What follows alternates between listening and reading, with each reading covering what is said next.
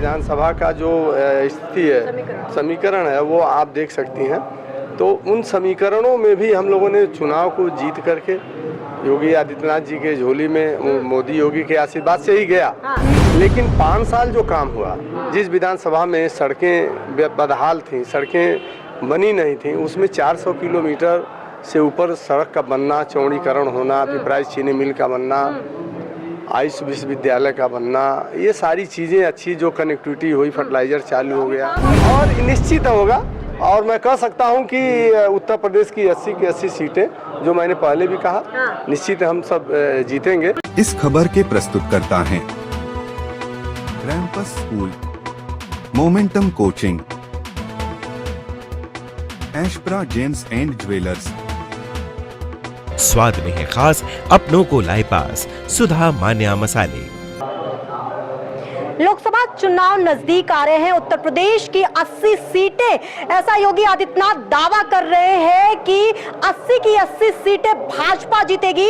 कोई भी विपक्ष, कोई भी अलायंस, कोई भी गठबंधन इसमें बाधा नहीं डाल सकता है। तो हमने सोचा क्यों ना थोड़ा विधायक जी से भी जाने। पिपराइच के विधायक अभी हमारे साथ मौजूद है, महेंद्र पाल सिंह, इनसे जानेंगे कि आखिर ये जो उत्तर प्रदेश की 80 सीटें हैं, ये कहां तक भाजपा को अपने पास दिखाई दे रही हैं। और जो अब की बात 400 पार की बात चल रही है, क्योंकि 80 की जो सीटें हैं उत्तर प्रदेश की, वही दिल्ली का गद्दी तय करती हैं। कितना करीब देख रहे हैं आप? देखिए, सही है कि दिल्ली का रास्ता उत्तर प्रदेश से जाता है, और ये सही है कि 2017 से जिस तरह से हमारे मुख्यमंत्री योगी आदित्यनाथ जी ने उत्तर प्रदेश में काम किया है, और 2017 और 2022 का जो रिजल्ट रहा है, तो मैं कह सकता हूं कि जो जनता में एक विश्वास है विकास को लेकर के, सुरक्षा को लेकर के, सरकार के, केंद्र और प्रदेश सरकार की योजनाओं को आम जनता तक पहुंचाने को लेकर के, ये 100% लोगों तक ये पहुंच रहा है। सुशासन है, लोगों में विश्वास है। गुंडई जो चरम पर थी, जो उत्तर प्रदेश में जो मतलब वो समाप्त हो गया। तो कहीं न कहीं उत्तर प्रदेश की जो ये 25-30 करोड़ की जो आबादी है, वो अपने आप को सुरक्षित महसूस कर रही है। उत्तर प्रदेश में 2017 से एक भी दंगे नहीं हुए। तो देखिए, एक अच्छा माहौल है, लोग इसमें घुटन नहीं महसूस कर रहे हैं। अखिलेश यादव को ऐसा नहीं लगता है? अब देखिए, अखिलेश तो कुछ कह रहे हैं बुलडोजर चलवाने का काम नहीं, वो तो कुछ भी बोलते हैं। बुलडोजर ऐसा नहीं है। अब आप अगर गलत जमीन पर, सरकार की जमीन पर अगर अपना आशियाना बनाएंगे, तो निश्चित है अगर कंप्लेन होगा तो बुलडोजर तो चलेगा। लेकिन जब वो लोग खुद सरकार की जमीनों को हड़प करके उस पे अपने आशियानों को बनाए हुए हैं, तो उनको तो बुरा लगेगा, बुलडोजर का भय भी लगेगा, और ये बुलडोजर चल रहा है तो उनको बुरा लग रहा है। मुद्दों की तरफ जो 80 की 80 की सीटों की बात करें, देखिए, व्यक्ति जो काम करता है वो दिखता है।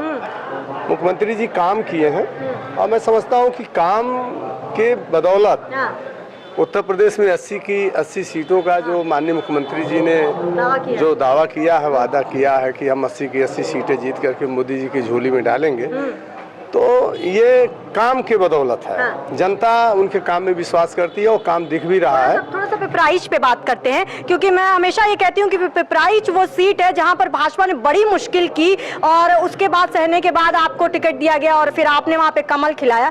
लेकिन बहुत सारे लोग, जनता अब स्मार्ट हो गई है, वो ये कहती है कि भाई हमारे बीच का विधायक तो हमने चुन लिया, लेकिन फिर लोकसभा के लिए बातें दूसरी हैं, मुद्दे दूसरे हैं। पिपराइच की जनता के लिए इस वक्त क्या मुद्दे? लोकसभा में देखिए, राष्ट्र सर्वोपरि होता है। विधानसभा है, देखिए 2017 में जब यहाँ से टिकट हमें मिला, तो मैं कह सकता हूँ कि मैं पहले भी इस बात को कहा हूँ चैनलों पर कि जब 2014 में केंद्र में भारतीय जनता पार्टी की सरकार आई थी, मोदी जी के काम को देख करके उत्तर प्रदेश के लोगों को भी लगा कि ये भाजपा ही है कि एक अच्छा नेतृत्व दे सकती है। तो उस 2-3 साल के अंदर जो काम हुए केंद्र सरकार के, तो उसका एक विश्वास रहा जनता में कि 2017 में उत्तर प्रदेश में भारतीय जनता पार्टी की सरकार आई, और हम सब चुनाव लड़े।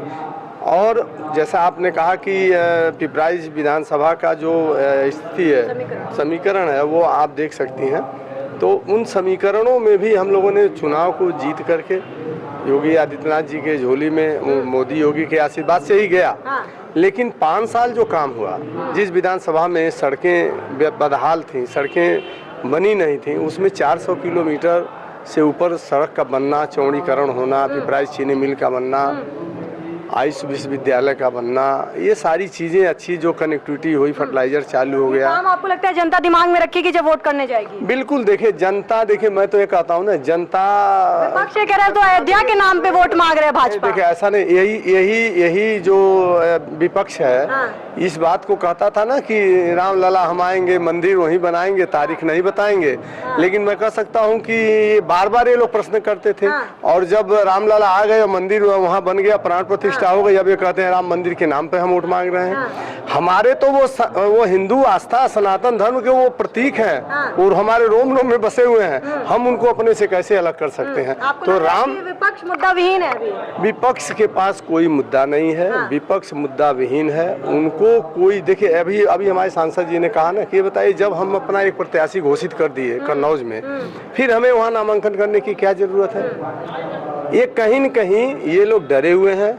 डेली कुछ न कुछ अनर्गल ये लोग प्रलाप कर रहे हैं, नए नए वादे कर रहे हैं, नए नए बातों को जनता के बीच में ऐसा रख रहे हैं कि ये सारी चीज़ें जनता है, जनता सब जानती है। मैं कह सकता हूँ कि 2017 के पहले जो ये राशन वितरित होता था गांव में आम जनता में, ये राशन गायब हो जाते थे। आप जाकर के अभी पूछ लीजिए कि 2017 के पहले कि राशन किस तरह से वितरित होता था और आज की स्थिति क्या है। 2017 से कितने अच्छे तरीके से, पारदर्शी तरीके से एक एक अन्न का दाना लोगों के घरों में जा रहा है। तो कहीं न कहीं मैंने कहा कि जनता का जो विश्वास है मोदी योगी में, वो उसी विश्वास के दम पर योगी जी अपने काम के बदौलत, जो उनका एक 25 करोड़ की आबादी के उत्तर प्रदेश में उनके प्रति जो जनता का विश्वास है, उस विश्वास के बदौलत। लेकिन मैं अपनी विधानसभा की बात करूंगा कि मेरी विधानसभा 2017 और 2022 तो निश्चित है काम जो 5 साल में हुए उसकी बदौलत, और हम सब ने 5 साल में जनता के बीच में निरंतर जनता के बीच में रहे, उसका आशीर्वाद जनता जनार्दन 400 पार दिया। 400 पार तो आपको, अब मोदी जी ने नारा दिया है, योगी जी ने नारा दिया है, तो 400 पार होगा और निश्चित होगा। और मैं कह सकता हूं कि उत्तर प्रदेश की 80 की 80 सीटें, जो मैंने पहले भी कहा, निश्चित हम सब जीतेंगे। लेकिन हम अपनी विधानसभा की बात करेंगे कि गोरखपुर लोकसभा की जो पिपराइच विधानसभा है, अधिक से अधिक मतों से जिता करके अपने प्रत्याशी को लोकसभा में भेजने का काम करेगी। मैं इतनी सी बात कहूँगा। पिपराइच वो क्षेत्र है जहां पर समीकरण बहुत अलग है, लेकिन जब विधायक जी ने कुर्सी संभाली तो समीकरण बहुत हद तक मोदी जी और योगी जी के झोले में पहुंच गई थी। लेकिन अभी जब योगी आदित्यनाथ ये कहते हैं कि ये 80 सीटें मोदी जी को गिफ्ट करूंगा, तो फिर कितना ये वादा और कितना परिणाम में तब्दीली आएगी ये भी दिखाएंगे, सब कुछ दिखाएंगे। बने रहिए एनवी भारत के साथ, मैं थी आपके साथ यशस्वी पाठक।